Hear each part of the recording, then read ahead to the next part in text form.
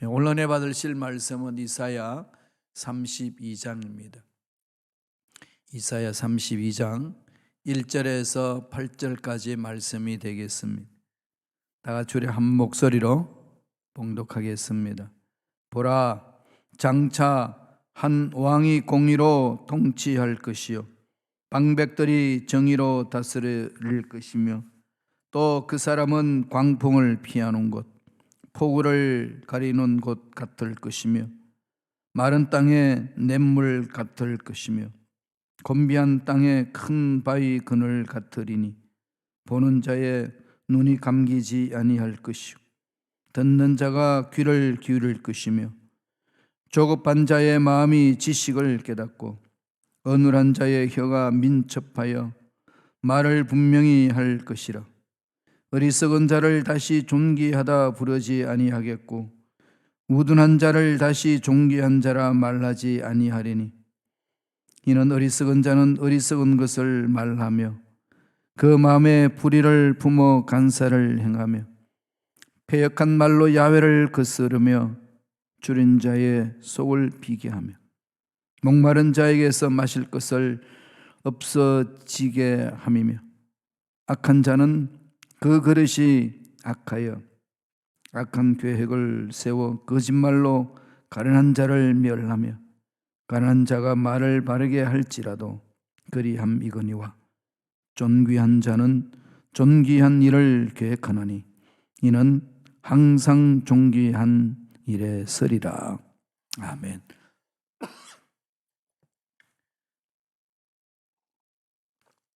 이 말씀으로 공의로 통치하시는 왕이라는 제목으로 은혜의 말씀을 나누겠습니다.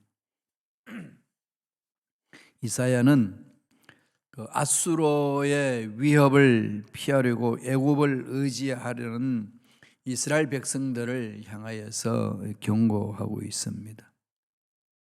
사람은 아무리 강하신 하나님이라고 그래도 눈에 안 보이니까, 손에 잘 안 잡히니까 눈에 보이는 것에 자꾸 끌릴 수밖에 없는 연약한 존재들이에요. 하나님보다도 돈은 그렇게 중요하지 않습니다. 그렇게 말은 외치지만 막상 일상생활에 돈이 없으면 어떠합니까? 얼마나 불안해하고 고통스러워하고, 이게 땅이 꺼지라 한숨 푹푹 쉬고 있는 그런 모습을 많이 체험하지 않으신가요? 그런 분들을 종종 뵙니다. 하나님은 돈보다도 강하시고 하나님은 약보다도 강하시고 하나님은 세상의 어떤 무기보다도 강하십니다. 기도할 때는 그렇게 담대하게 외쳤는데 막상 눈에 보이는 돈이 어마어마하게 이렇게 밀고 들을 때는 돈을 선택할 수밖에 없고 그 강한 나라를 의지할 수밖에 없는 게 인간의 심성 아니겠어요? 연약한 인간의 모습이죠. 그러니까 아수르가 막 강한 군대로 막 밀고 들어오는 것이 이렇게. 그러니까 이 아수르를 대적하기 위해서는 이 애굽을 우리가 사용해야 된다. 그리고 애굽에 피신해야 된다. 이러는 거예요. 그에 대하여 애굽을 의지하는 것은 오히려 수치다. 하나님을 의지할 때에 정말로 인생의 절망 같은 문제, 하나님 능력 안에서 풀리는 역사 일어난다. 의지하라. 이 결론이에요. 그래서 장래에 한 왕이 오셔서 통치하신다. 바라보고 달려가라. 이 말씀입니다. 왕이 오실 것에 대해서 오늘 말씀을 예언을 합니다. 31장과 32장이 계속 이어져 나가는 거죠.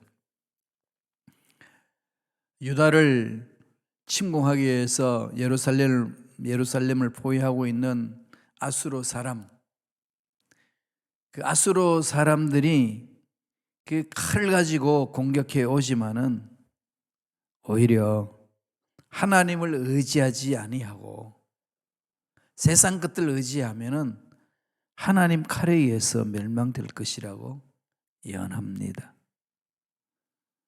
32장 1절부터는 아수르가 멸망한 후에 유다에서 벌어질 일들에 대해서 구체적으로 기록하고 있습니다. 아무리 아수르가 강해도 하나님 능력보다 강하겠냐? 그들은 하나님 칼이 망한다. 그 하나님을 신뢰하라. 길이 열린다는 거예요. 오늘 이 코로나19로 인하여서 전 지구촌에 팬데믹이 있는데 아무리 우리가 조심해도 이 바이러스 눈에 보이지 않으니까 순간적으로 감염이 되고 그러잖아요. 어려움을 당하고 있습니다. 그러다 보니까 나라들마다 통제를 하고 또 방역의 시스템을 만들고 그렇게 하다가 보니까 전체가 이렇게 가라앉습니다. 경제도 힘들고 활동도 힘들고 그 공동체의 삶도 힘들고 여러 가지 힘들고 가라앉을 수밖에 없지 않습니까? 이럴 때에 우리는 더 어디로 가야 되겠어요? 숨어 있을 것이 아니라 하나님 앞으로 나오셔야 돼요. 그리고 매달려야 됩니다. 그것만이 살 길이에요. 계속 지금 이사야가 유다 사람들에게 말씀하신 것처럼 이게 오늘날 우리에게 던지는 메시지 아니겠습니까? 하나님을 신뢰하자. 하나님을 신뢰하면은 그분이 알아서 책임져 주신다. 이 메시지입니다. 이사야 32장 1절 다 같이 한번 읽어볼까요? 한 목소리를 켰습니다. 보라, 장차 한 왕이 공의로 통치할 것이요 방백들이 정의로 다스릴 것이며, 장차 한 왕이 온다는 거죠. 이 왕은 공의로 통치한다는 겁니다. 의와 공평하게 통치하는 왕이라는 겁니다. 한 나라가 든든히 써가려면은 그 나라를 다스리는 지도자, 오늘날은 대통령, 또 수상들은 이 의와 공평으로 무장되어 있는 성품이 있다면 온 백성이 평안할 것 아니겠습니까? 어려움 없이 삶을 살아갈 수 있는 공동체가 된다는 거 아니겠습니까?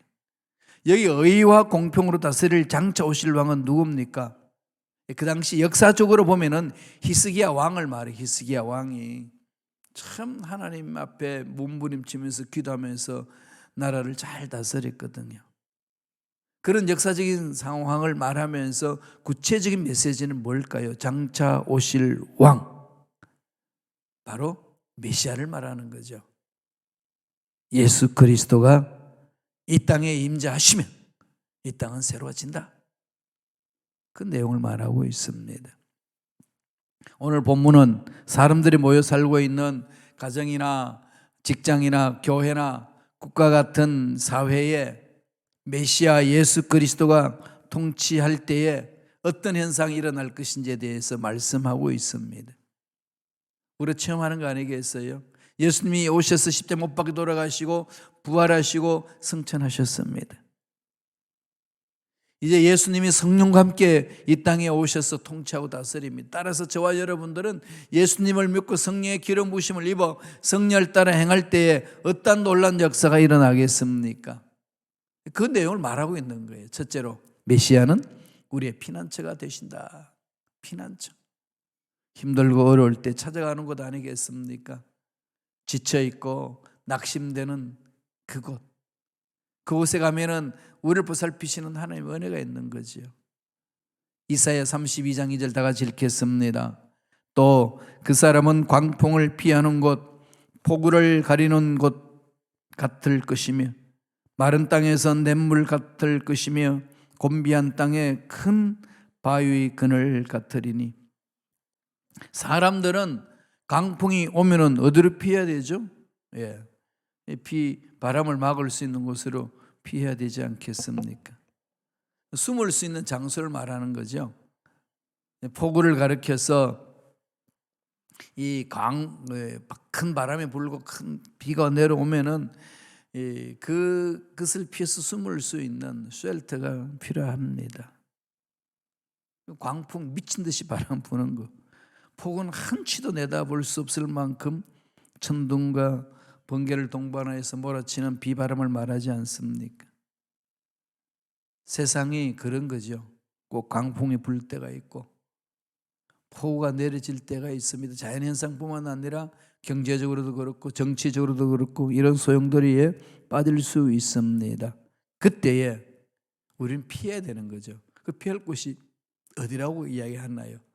의와 공평하게 공의롭게 다스리는 그 왕 앞으로 간다면 살아남을 수가 있다는 거 아니겠습니까? 힘들고 어려우면은 좀 쉴 수 있는 공간이 필요한 거죠. 제자들이 주님을 따르겠다고 몸부림쳤지만은 육체의 연약함으로 결단한 대로 못 살잖아요. 그럼 제자들이 배반하고 제자들이 쓰러지고 제자들이 넘어지는 것은 위로가 되지 않나요, 여러분? 저는 정말 위로가 돼요. 아무리 열심히 살려고 해도 그렇습니다. 주님의 수제자 베드로는 3번이나 부인을 할 뿐만 아니라 저주까지 하며 갔습니다. 그러한 제자들을 주님이 찾아가시잖아요. 우리 부활절날 말씀을 보았듯이 갈릴리로 다 불러 모읍니다. 혼내려고 불러 모으는 것이 아니라 그들을 위로하려고, 위로하고 치유하려고. 그분이 우리 주님 아니시겠습니까? 그 주님을 바라보고 나아간다면 세상에 광풍과 폭우 같은 것이 문제가 일어난다 할지라도 문제가 될 수 없다는 얘기입니다. 그럼 우리는 그분을 믿고 삶을 사는 거죠. 그분 앞으로 가는 겁니다. 그분 품으로 가는 겁니다. 그러면 이런 말은 참 좋은데 구체적으로 어떻게 그분 앞에 가고 어떻게 그분 품에 안기고 어떻게 그분의 보호막에 들어갈 수 있나요? 믿음이에요. 믿음은 어떻게 생기나요? 그냥 믿습니다. 믿음이 생기나요? 아무리 믿습니다. 그래도 믿음 생기는 경우가 없을 때 많죠. 조영기 목사님 그러셨어요. 서대문에서 목회하시는데 그 당시 연세대 학생이 와가지고 철학 뛰었는데 목사님 참 안 믿어집니다. 어떻게 믿습니까? 철학 예배 참석해라. 말씀을 가슴에 품고 잘해라. 믿습니다 외치면서 해라. 밤새도록 믿습니다 외쳤는데 새벽에 나가면서 목사님한테 그러더래요. 목사님 안 믿어집니다. 네, 그 믿음이 인간의 힘으로 되나요? 그럼 어떻게 해야 되는? 어떻게 해야 그분의 품 안으로 갈 수 있죠? 늘 제가 말씀드리는 것처럼 말씀이에요. 말씀 속으로 들어가는 거죠. 내 말이 너희 안에 있고, 그죠? 너희가 내 안에 있으면 무엇이든지 원하는 대로 구하라. 그러면 이루리라. 거기 위로함이 있고, 거기 능력이 있고, 거기 은혜가 있는 거지요. 그래서 세상 환경 볼 필요 없어요. 연약한 나 자신 볼 필요 없습니다. 사람은 다 연약하잖아요. 실수하지 않는 인간은 어디 있고 넘어지지 않는 인간은 어디 있습니까? 그게 다 약하기 때문에 그런 거거든요. 알면서도 넘어지고 실수하지 말아야 하겠다 하면서도 실수하고 이런 게 인간들의 모습 아니신가요? 이러할 때에 어떻게 하라고 주님은 우리에게 말씀하시나요? 오라는 거죠. 수고하고 무거운 짐진 자들아 다 내게로 오라. 내가 너희를 편히 쉬게 하리라.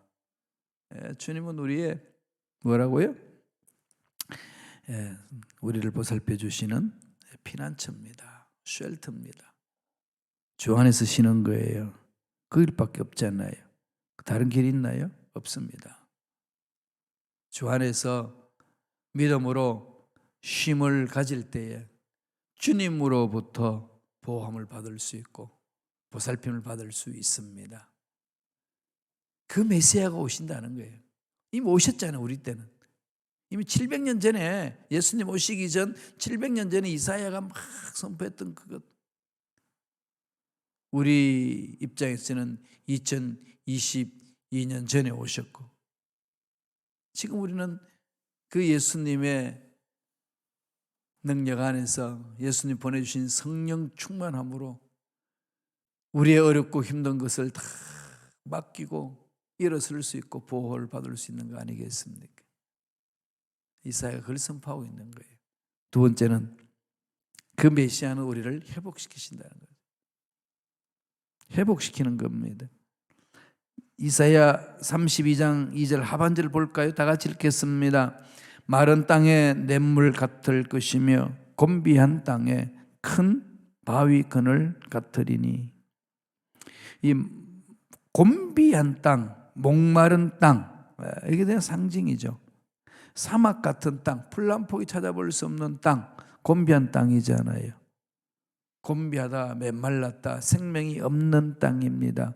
그런데 그 땅에 뭐가 있습니까? 냇물같이, 냇물에 따른 물이 있는 곳 생명이 살아난다는 거죠. 곤비한 땅에, 삭막한 그 땅에 큰 바위 그늘이 되는 거, 쉼이 있을 수 있다는 겁니다.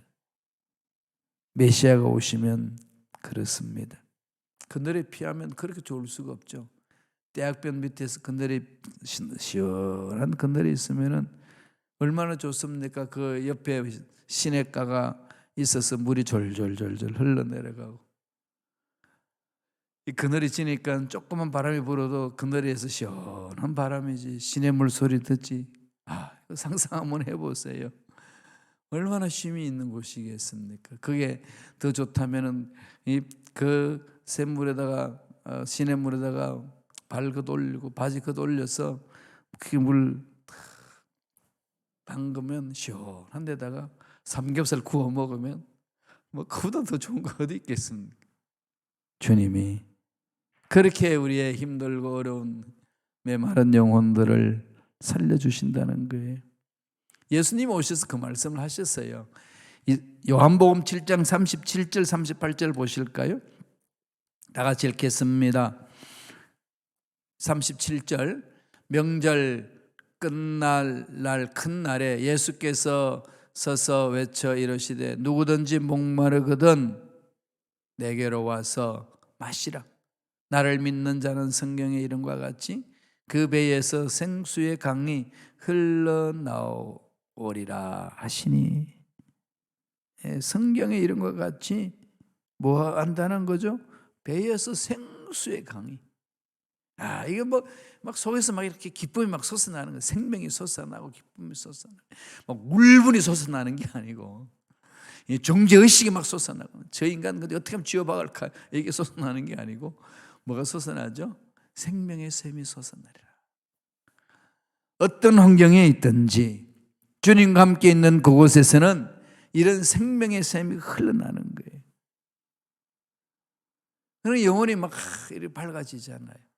사람이 불안하고 답답하고 고통 중에 빠지면은요, 이게 답이 안 보여요. 그죠?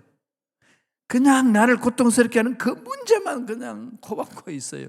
그러니까 막 그게 내 인생을 다 송두리 잡아먹어버릴 것만 같은 그 두려움 속에 빠지는데, 마음에 기쁨이 있고 즐거움이 있으면은 막 새로운 것들이 막 보이고, 새로운 아이디어가 막 생기고, 그 다음에 열정이 막 일어나잖아요. 어떻게 하면 내가 주를 위해 헌신할까? 어떻게 하면 교회 공동체를 위해서 헌신할까? 연약한 저 사람을 내가 어떻게 도와줄까? 이런 마음이 막 속에서 막 솟아나는 거죠. 생명수 샘이 흘러 넘치는 것도, 목마르지 아니하는 그 생명수 주님이 주시겠다고 약속하십니다. 예수님을 만나지 않으면요, 아무리 공부를 해도, 아무리 돈을 많이 가지도, 아무리 명예가 있어도 목마릅니다. 아무리 지식이 많아도 목말라요. 아무리 박사학위가 있고 논문을 열심히 쓰고 책을 써도 목마릅니다. 그러나 예수를 만난 자, 성령의 기름 부심이 있는 자에는 그 배에서 생수의 강이 흘러내리는 것처럼 영원히 목마르지 않습니다. 마음의 기쁨이 있습니다. 시원하고 상쾌해지는 거죠. 막 새 힘을 얻는 거죠.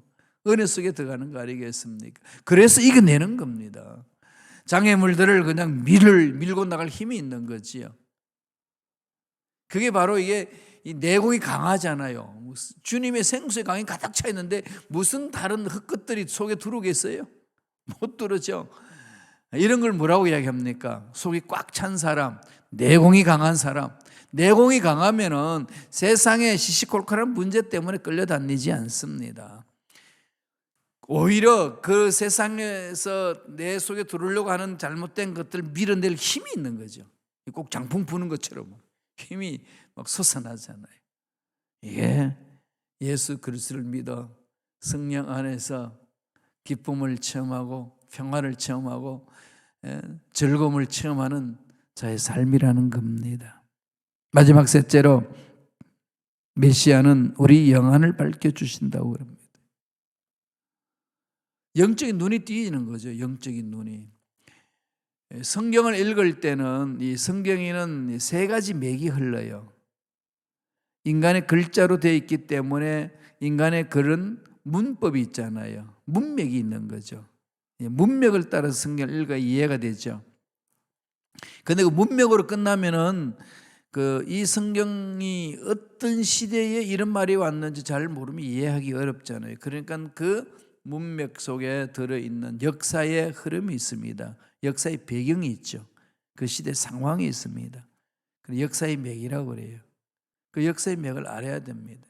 왜 사마리아인들과 유대인하고 상종하지 않았는지 한 예를 들자면은 왜 사마리아 그 수가성의 여인을 주님이 만났을 때 그 여인이 당신은 유대인 청년인데 왜 나한테 사마리아 여인한테 말을 것이오 이러잖아요. 이게 왜 그런 말이 생기는지 이런 역사를 모르면은 그 의미를 파악을 못 하잖아요.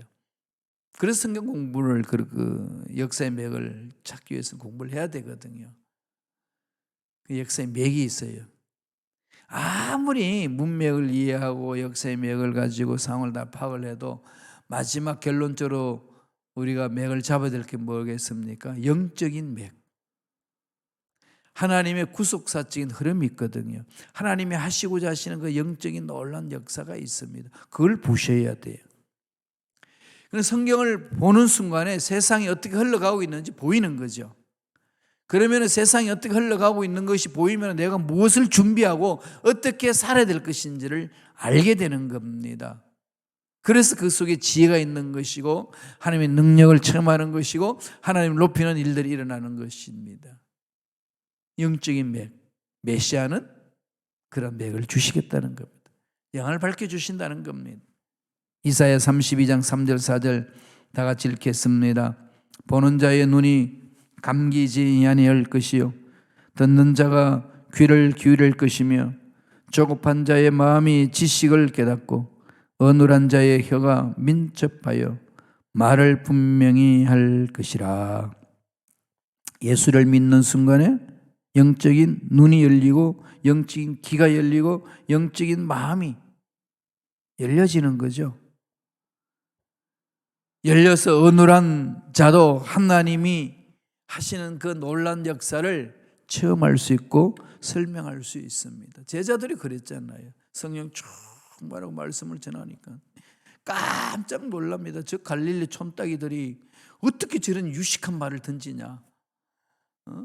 정말 무식한 저들, 정말로 거칠고 그냥 이 깡패 같은 저들이 어떻게 저렇게 지혜롭게 말을 하느냐. 이게 성령 충만을 체험한 제자들에 대하여 평가하는 거 아니겠습니까? 하나님의 말씀의 능력은 그렇습니다. 깨닫는 거죠. 그러나 하나님과의 만남이 없고 예수님을 구세주로 영접하지 아니한 메시아를 내 마음에 마음 모셔드리지 아니하고 그분을 순종하지 않으면요, 봐도 못 봐요. 들어도 못 들어요. 들려도 무슨 소리인지 들리지 않고 봐도 그게 무엇인지를 모릅니다. 이사야 6장 9절 10절은 이렇게 표현을 하고 있습니다.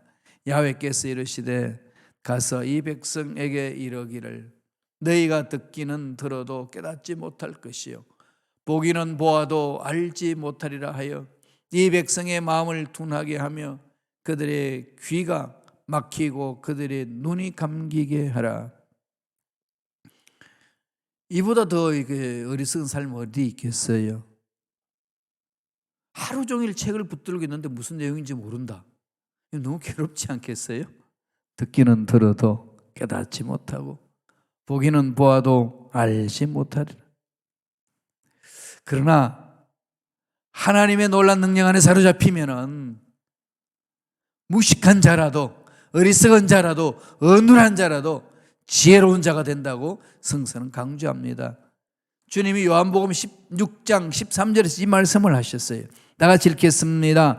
그러나 진리의 성령이 오시면 그가 너희를 모든 진리 가운데로 인도하시리니 그가 스스로 말하지 않고 오직 들은 것을 말하며 장래 일을 너희에게 알리시리라. 진리의 성령이 오셔서 우리를 진리 가운데로 인도하시고 장래의 일, 앞으로 되어질 일, 이 지구촌의 역사, 이 인류의 역사는 어떻게 될 것인지 말씀해 주신다는 거지요. 그 말씀을 보면은 지구촌의 역사를 볼 수 있는 거 아니겠습니까? 아, 이렇게 흘러가겠구나.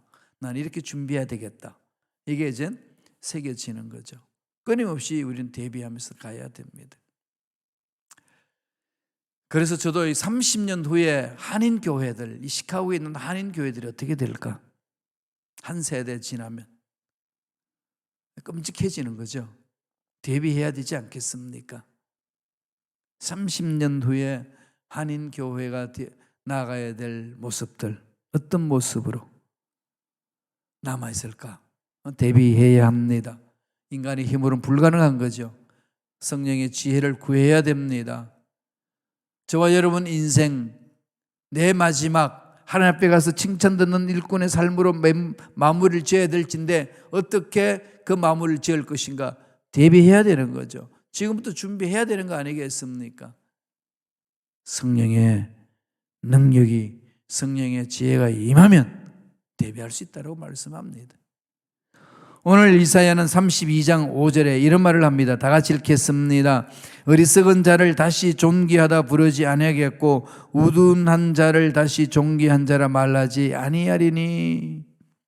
이제 사기꾼 같은 그 말에 귀를 기울이지 않겠다는 거예요. 분별력이 생기는 거죠. 메시아가 오면은 무엇이 잘못되고 무엇이 어리석은 것을 알게 하신다는 겁니다. 우리 이사야 29장에 보았죠. 29장 13절 한번 보실래요? 다 같이 한 목소리 읽겠습니다. 주께서 이르시되 이 백성이 입으로는 나를 가까이하며 입술로는 나를 공경하나 그들의 마음은 내게서 멀리 떠났나니 그들이 나를 경외함은 사람의 계명으로 가르침을 받았을 뿐이라. 주여 주여 하는 자마다 천국에 가는 것이 아니라 주님의 뜻대로 살고자 하며 몸부림치는 자들만이 천국에 간다. 그렇게 말씀합니다. 이게 우리의 신앙생활의 핵심 아니겠습니까? 말씀을 붙드시고 하나님의 뜻을 찾으시고 하나님이 내 인생의 주인 되게 하시고 성령을 따라 행할 때에 이 험악한 세상 능히 이길 줄로 믿습니다. 그 은혜가 저와 여러분 삶에 넘쳐나기를 축원합니다. 기도하겠습니다. 하나님 아버지 감사와 찬양을 드립니다. 오늘도 우리에게 귀한 생명을 허락하여 주셔서 하나님 말씀에 설 수 있도록 축복해 주시니 감사합니다. 우리 인생에 여러 가지 어려운 문제들이 있지만은 하나님의 놀라운 능력에 손에 맡깁니다. 주여 붙들어 주시고 해결하여 주시고 앞날 열어주시고 좋은 일들만 일어날 수 있도록 역사하여 주옵시며 하나님의 함께 하심을 우리가 몸소 체험하는 은혜가 임하게 도와 주시옵소서. 은혜에 감사하여 예물 드립니다. 드린 손길 기억해 주시고 소원 이루어 주시고 앞날에 형통한 놀라운 복이 임할 수 있도록 축복하여 주시옵소서. 감사와 찬양을 드렸고 예수님 이름으로 축복하며 기도드리옵나이다. 아멘.